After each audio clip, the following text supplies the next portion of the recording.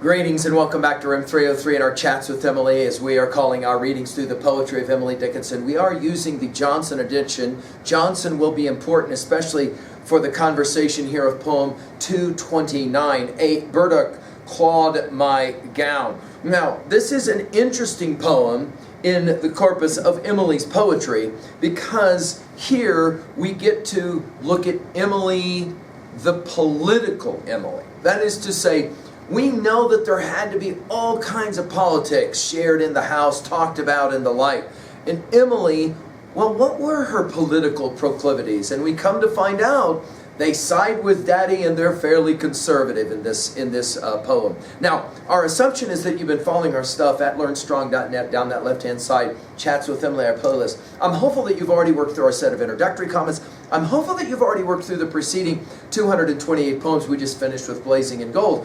And if you have been doing that, then you know that really we haven't hit a lot of moments where we could say we kind of have a sense of what Emily's political views are. Here we will see that. Now, this is a poem that requires some background knowledge. Without it, we're not going to have as good a grasp on what's going on.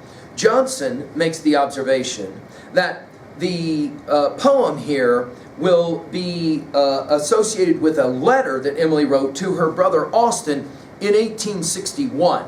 And it begins, "Austin, father said Frank Conkey touched you." And now Johnson goes on. The poem follows, and of course the poem we're going to study, and the note is signed Emily. Now, Ithmer Francis Conkey was a lifelong resident of Amherst, was some 6 years older than Austin. He too practiced law, and from 1856 until his death in 1875, he was district attorney for the Northwestern District of Massachusetts. Though he served in a multitude of town functions and on honorary committees with Edward Dickinson, there was a real political rivalry in their relationship. Edward Dickinson was a straight Whig in a period when Republican Whigs considered straight Whigs out of date. Edward Dickinson was disturbed that Austin was becoming, quote-unquote, touched by the new Republican brand. The poem, Johnson finishes, seems to express Emily's political sympathies, certainly to the extent that they line themselves in local or family loyalties. So as we now turn to this poem, we will want to pay attention to this rare moment when we can see into some of the political challenges of Emily's family. She says it this way: "A Burdock clawed my gown, not Burdock's blame, but mine, who went too near the Burdock's den. A bog affronts my shoe. What else have bogs to do? The only trade they know, the splashing men. Ah, pity then. 'Tis minnows can despise, the elephant's calm eyes look further on." Now, I find this an interesting poem for a number of reasons. I mean, consider we are in 1861, in 12 April of 1861, right, the war begins. So political discourse and debate is in the air, and no question the Whigs were debating how specifically to answer the political questions of the day. It is clear that Emily in this poem is suggesting to her brother Austin that you are dancing around too near the flame, if you will. Notice we begin with Burdock's, and of course it clawed it at her gown.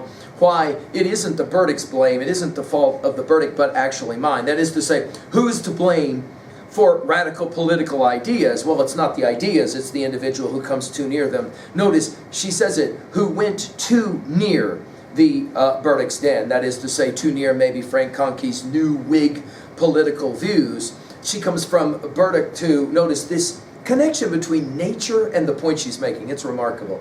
A bog affronts my shoe, right? That is to say, it makes it muddy or whatever. What else have bogs to do? In other words, it isn't the bog's fault. The only trade they know.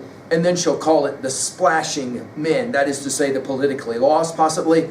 Pity them. Now notice we go from pity to despise. It's fascinating. "'Tis minnows," now she's speaking directly to her brother Austin, right? "'Tis minnows can despise, the elephants," notice, calm eyes, look further on. That is to say, understand the proper perspective. further on? What are the implications? In other words, I guess an argument here at 2a is don't be hasty. Don't give way, of course, to just each new political whim. Are we seeing here Emily the conservative in this regards? Certainly Emily the loyalist to her father's position, no doubt. And of course here, the key is a proper political perspective, which again I make point. This is fascinating given that the 12th of April of that same year, the horrifying war began. At 2b, I love the word choice here of pity and despise. I'll let you kind of study that.